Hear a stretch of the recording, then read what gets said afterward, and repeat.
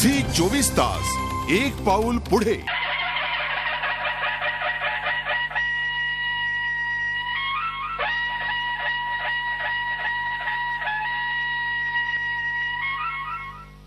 नमस्कार।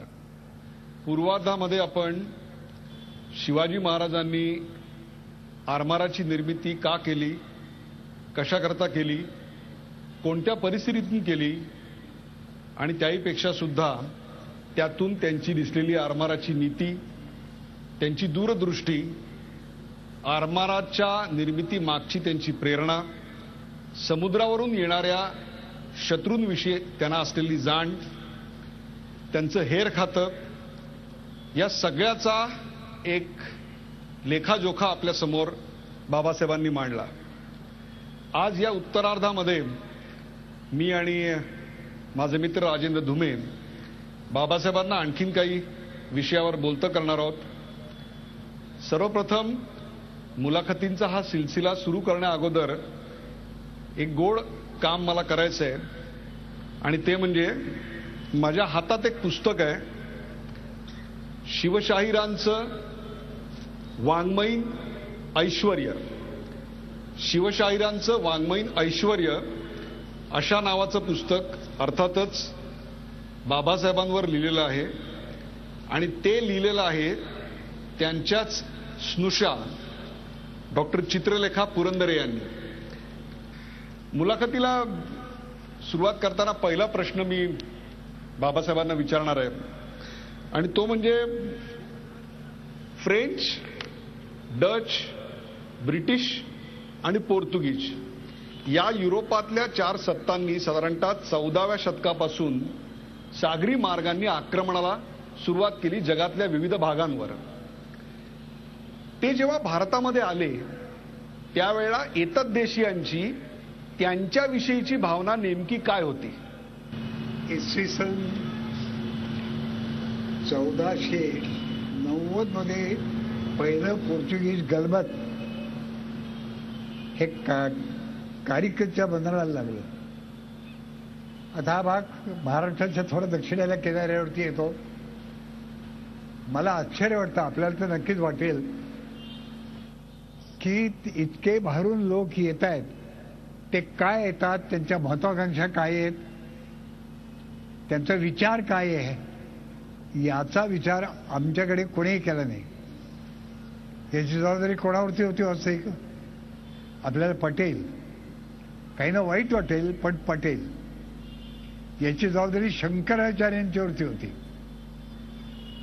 त्यांनी सांगायला पाहिजे होतं की हे जे बाहेरून येत आहेत हे कोणताही विचार घेऊन आले तरी इथला मनुष्य हा इथल्या आपल्या स्वतःच्या भावनांच्या, भक्तीच्या, श्रद्धेच्या विषयापासून दूर जाऊ शकत नाही, म्हणजेच बाटू शकत नाही।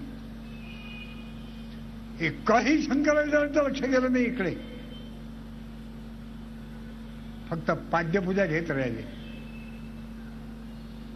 जर शंकराचार्यांनी त्यावेळेला एक आज्ञापत्र काढलं असतं की जे आज्ञापत्र पुढच्या काळामध्ये अनेक निघालेले मला माहिती आहेत, दिसतात की अमुक करू नये, समाजाने अमुक करू नये, समाजाने अमुक करावं, आणि समाज ते मानतो, मानत आला का नाही त्यावेळेला लोकांना सांगितलं शंकराचार्यांनी की हे जे कोणी येत आहेत ते मुळात येऊच नाहीत, पहिली गोष्ट।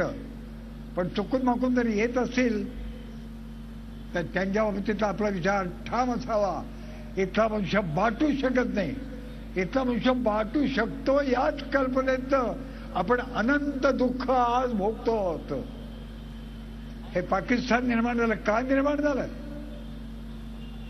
कोण आहेत हे लोक? सगळे आमचे लोक आहेत ते, आमचीच माणसं आम्ही पलीकडे ढकलली, त्यांना आमच्यात घेतलं नाही। आम्ही